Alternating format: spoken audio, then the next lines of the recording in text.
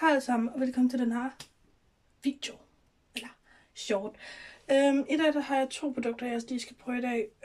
Det er den her, det er fra Maybelline, og det er en Krill Bronzer, og den er vandfast, siger de.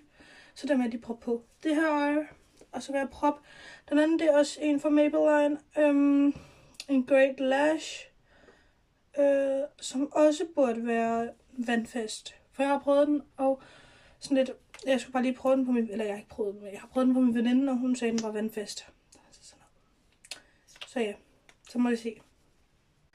Nu har jeg lige prøvet at sætte den sådan lidt op, og det blev faktisk til sådan der, så mit sådan normale øjenvipper look ud. Og det her, det er så med den her. Jeg synes, der er sket utrolig meget. Jeg ved ikke hvorfor, men jeg synes, der er sket utrolig meget med farve. Jeg vil nok sige, at den er en lille smule klumpet. Men ellers så kan man altid bruge en øjenvippe sådan børste. Og hvor har jeg sådan en her? Ja, jeg har den her. Den er så lige knækket lidt. Så nu vil jeg egentlig bare lige få de værste klumper ud.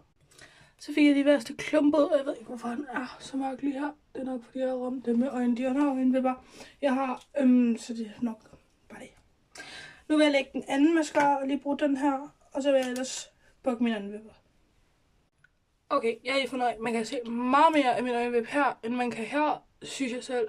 Og det er, nå, lige der. Ja, det er lige rettet. Ja. Så fik jeg lige rettet det. Det ser virkelig grimt ud, synes jeg selv. Altså ikke, at øjenvippen ser grimt ud, men sådan lidt. Jeg ramte lidt udfor. Så ja, det er virkelig slemt. Nå, men ellers så synes jeg faktisk, den der gav mere farve end den her over. Så ja. Men nu må vi se, når jeg lige har bukket dem. Så ja. Nu vil jeg lige bukke dem, og ja. Så ja.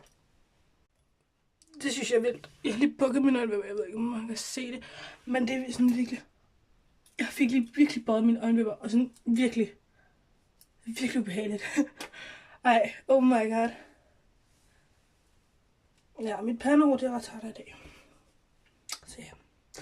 Men ja, det her, det var i hvert fald lige den her med Maybelline, kaldt mig det ved.